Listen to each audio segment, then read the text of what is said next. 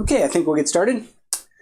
So today let's talk about some of the kinematic equations that we just derived last time.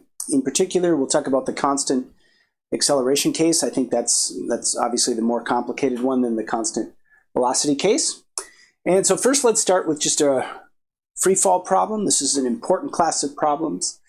Here we'll have a mass right above the surface of the Earth, so like this pen, the free fall through space. But as we've seen in some of the earlier videos, this is exactly the same functional form as if we imagine a big electrode here with, say, positive charge and then a negatively charged ion. There'll be an attraction to that electrode, and it will be a constant acceleration case as well.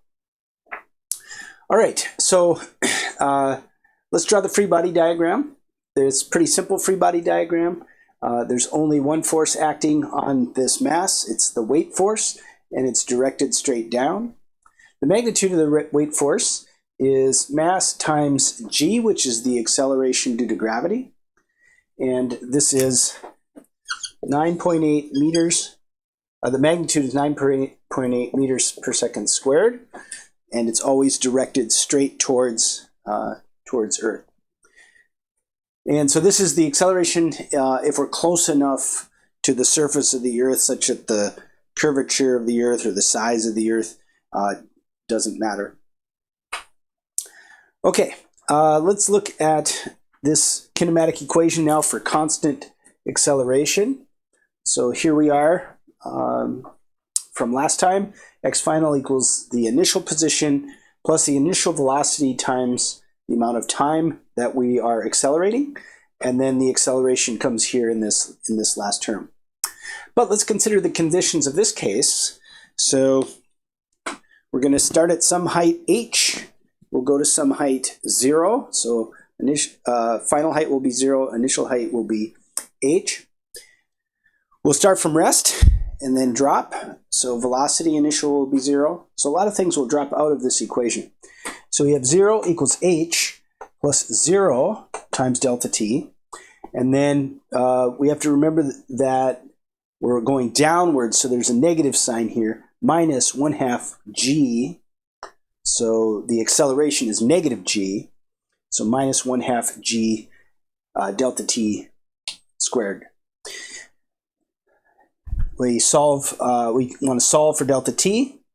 And so we can just do some algebra to rearrange this. Pull this term over here, and then multiply through by 2 over g, and then take the square root, and that will give us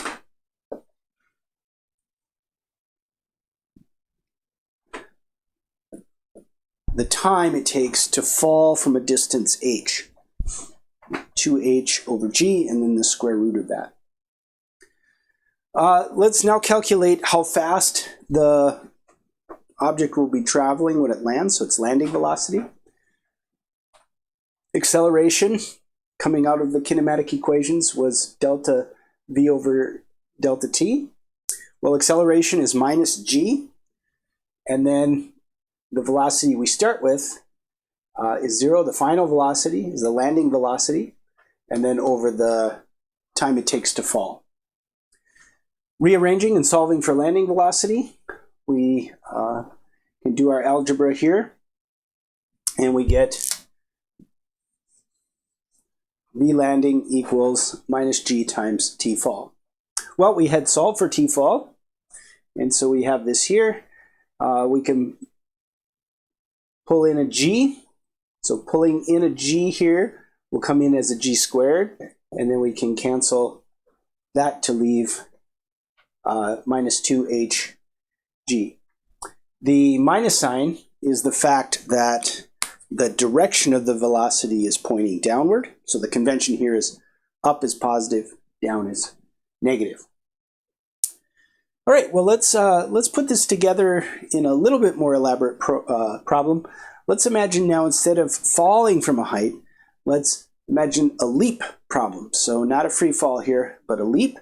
So we start, we jump, we rise to some apex, and then fall. Well, if we break down this motion, we have this initial phase, and right at this instant here, at the instant, so we're jumping, our legs are providing that speed, and at that instant our feet just detach from the ground, then there's nothing more that our legs can do about it, and we have a certain velocity called the launch velocity, upon which we'll determine how high we get into the air. And so we're looking at, from here to here, the rise and then the fall. And as we're falling, nothing we can do about it until we hit the ground. The instant our feet hits the ground, then we can cushion that fall with our feet, but we are worried only about that time right from right when we reach our apex to right when our feet hit the ground. Now, there's a symmetry there. So the rise time, since acceleration is constant, the rise time and the fall time are going to be equal. And as such, the launch velocity has to equal negative the landing velocity. So if I come up at, say, 2 meters per second, then I'm going to come down and land with 2 meters per second. The minus sign here is just to account for the fact that they're going in opposite directions. So launch velocity is up, landing velocity is down. So this symmetry helps us take what we learned in the free fall problem and use it for this little bit more complicated problem. So let's try to determine the height that something is going to fly. So a little object is launched at 10 meters per second, let's say. Well, let's employ our symmetry.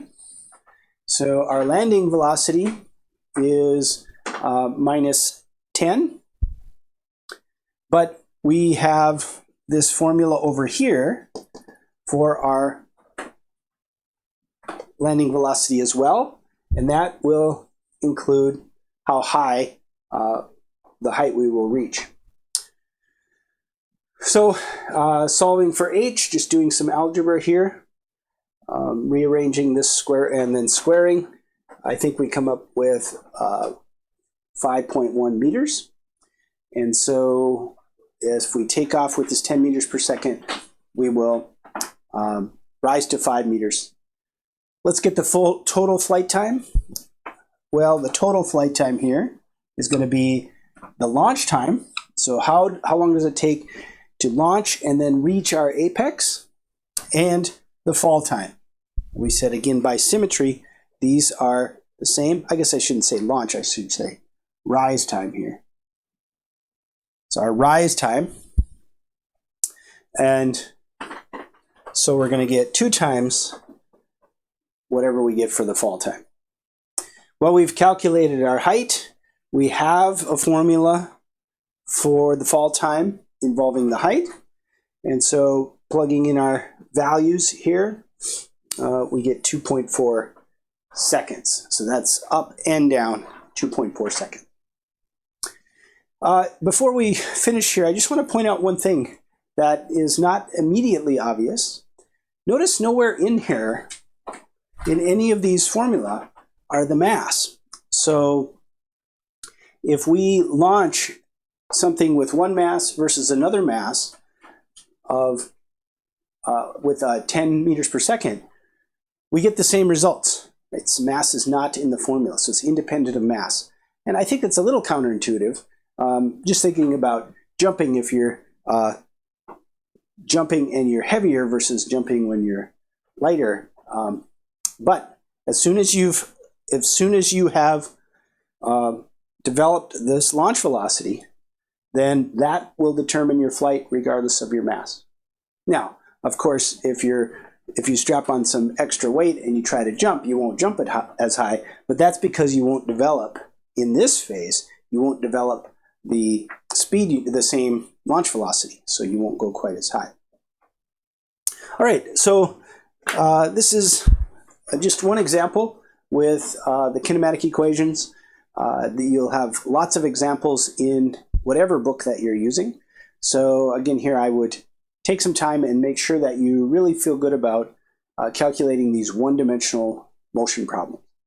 The next video we're going to go into projectile motion, which will necessarily involve motion in two directions.